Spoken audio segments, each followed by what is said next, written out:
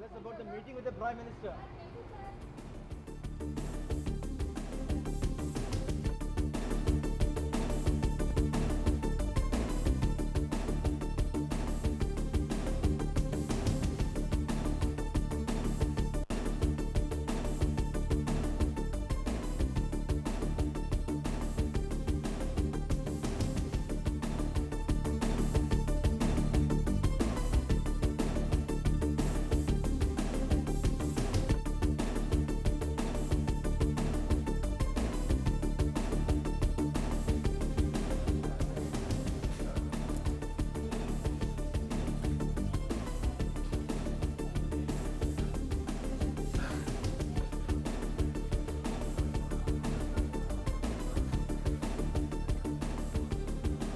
மத்திய நிதியமைச்சர் நிர்மலா சீதாராமனை சந்திக்க முதலமைச்சர் விஜய் புறப்பட்டிருக்கிறார்.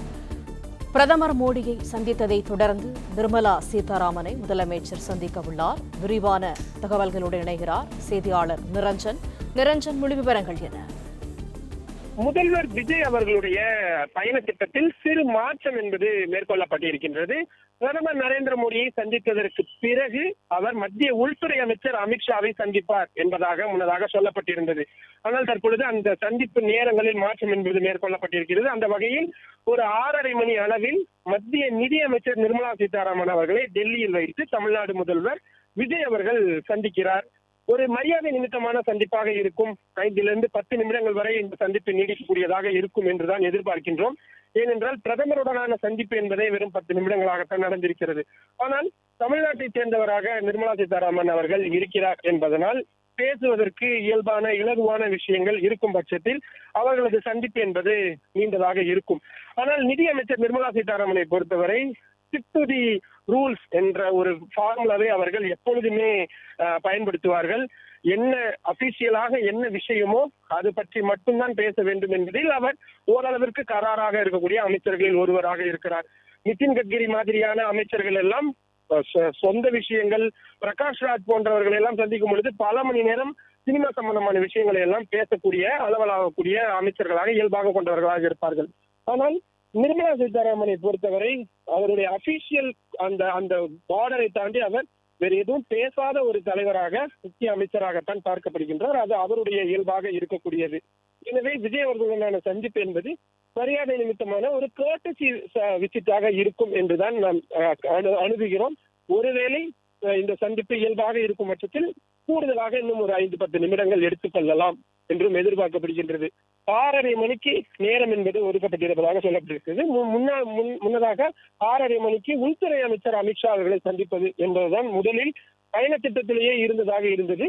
சரியாக ஒரு அரை மணி நேரத்துக்கு முன்புதான் அந்த பயண திட்டத்தில் மாற்றம் என்பது வந்திருக்கின்றது. தற்பொழுது நிதியமைச்சர் நிர்மலா சீதாராமனை அந்த நேரத்தில் சந்திக்கிறார். அதற்கு பிறகு உள்துறை அமைச்சர் அமித்ஷா அவர்களை சந்திப்பார். இந்த சந்திப்பு நிறைவடைந்ததற்கு பிறகு மீண்டும் தமிழ்நாடு இல்லத்திற்கு வந்து ஓய்வெடுத்து விட்டு பிறகு அந்த சந்திப்பிற்காக செல்வார். இதுதான் அவருடைய இன்றைய நிகழ்ச்சி நிரலாக இருந்திருக்கின்றது. சந்திப்பின் பொழுது நிச்சயமாக கோரிக்கை மனு என்பது கொடுக்கப்படும். தமிழ்நாடு ஜிஎஸ்டி வரி நிலுவை பாக்கி அல்லது மற்ற ஏதேனும் திட்டங்களுக்கான நிலுவை வர வேண்டிய தொகைகள் ஏதாவது இருந்தால் அதை கேட்டு பெறுவது போன்றவையெல்லாம் இந்த சந்திப்பின் பொழுது முன்வைக்கப்படும், வலியுறுத்தப்படும். அதே போல தமிழ்நாட்டை சேர்ந்தவராக இருக்கிறார் என்பதனால் முக்கியமான பாராட்டுகளை எதையும் கொடுக்கலாம். ஏனென்றால் நெதர்லாந்து சென்று திரும்பி வந்த பொழுது அந்த சோழர் காலத்து பட்டயத்தை திரும்ப பெற்று வந்த பிரதமர் நரேந்திர மோடிக்கு முதல் சந்திப்பின் பொழுது முதல் பாராட்டாக அதை தான் தெரிவித்திருக்கிறார் என்பதிலிருந்தே அது சுவாரஸ்யமான விஷயமாக இருந்தது. அதே மாதிரி நிர்மலா சீதாராமன் அவர்களை சந்தித்து அந்த கோரிக்கை மனுவை வைக்கும் பொழுது எத்தகைய வார்த்தைகளை முதல்வர் விஜய் பயன்படுத்த போகிறார், எத்தகைய கோரிக்கைகளை முன்வைக்க போகிறார் போன்றவையெல்லாம் அதிமுக்கியமான அதே நேரத்தில் மிகவும் சுவாரஸ்யமாக உற்று நோக்க வேண்டிய அரசியல் காய் நகர்த்தல்களாகவும் நாம் பார்க்க வேண்டியதாக இருக்கிறது. இந்த சந்திப்பு நிறைவடைந்ததற்கு பிறகுதான் சந்திப்பிற்கான நோக்கம் என்னவாக இருந்தது, அது எந்த அளவுக்கு பயனுள்ள சந்திப்பாக போனது என்பதையெல்லாம் தெரிந்து கொள்ள முடியும்.